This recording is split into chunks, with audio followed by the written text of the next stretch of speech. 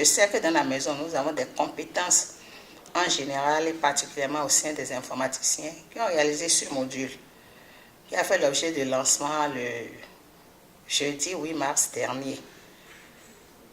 Et c'est bon d'encourager les collaborateurs lorsqu'ils font bien.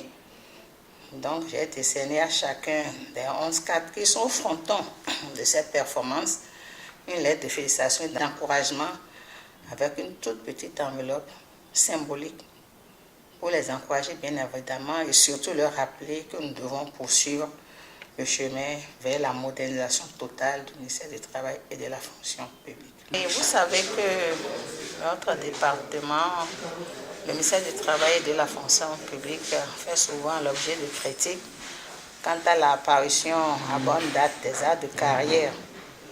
Nous y travaillons. Nous avons fait un travail d'audit de la DGF, la Direction générale de la fonction publique, qui s'occupe de la gestion des aides de carrière.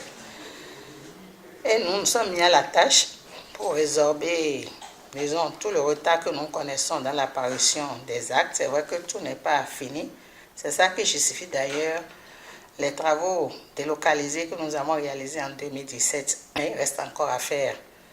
En même temps, nous avons essayé d'anticiper pour penser à la dématérialisation des procédures dans notre administration.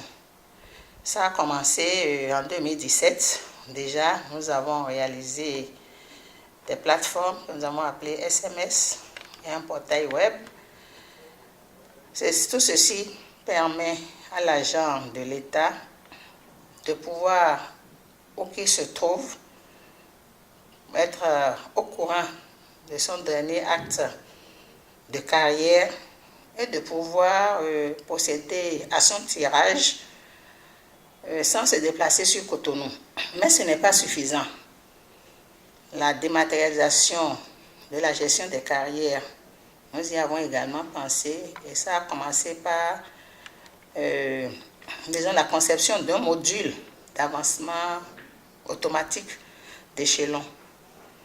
Cela a été fait à l'interne par les cadres que nous avons. Dans peu de temps, ils ne se plaindront plus de notre département ministère parce que nous travaillons à leur donner satisfaction, à réduire les tracasseries qui leur sont faites et surtout leur permettre, tout en restant chez eux, de pouvoir avoir leurs actes de carrière et sans aller même au sein des finances de bénéficier de l'incidence financière.